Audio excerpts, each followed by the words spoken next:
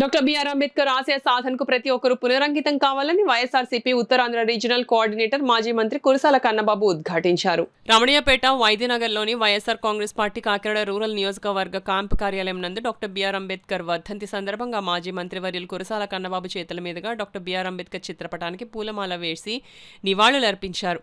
అనంతరం కురసాల కన్నబాబు మాట్లాడుతూ ప్రపంచంలో అతిపెద్ద రాజ్యాంగానికి రూపకల్పనలో మూల స్తంభంగా నిలిచిన డాక్టర్ బిఆర్ అంబేద్కర్ హృదయపూర్వకంగా ఘన నివాళులు అర్పిస్తున్నామన్నారు. ఈ కార్యక్రమంలో వైఎస్ఆర్ కాంగ్రెస్ పార్టీ నాయకులు, కార్యకర్తలు పెద్ద ఎత్తున పాల్గొన్నారు. దేశంలో అంబేద్కర్ మహనీయుడి ఆచరణ, ఆయన పాటనే మనం నమ్ముకోవాలనే ఆలోచనకి వాళ్ళు వస్తే బాగుంటుంది.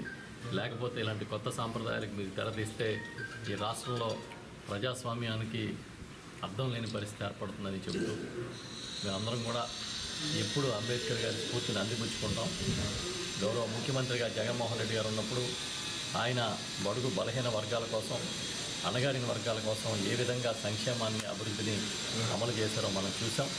విజయవాడ నడిబొడ్డున ఈ దేశంలోనే అత్యంత ఎత్తైన అంబేద్కర్ గారి విగ్రహాన్ని ఏర్పాటు చేశారు.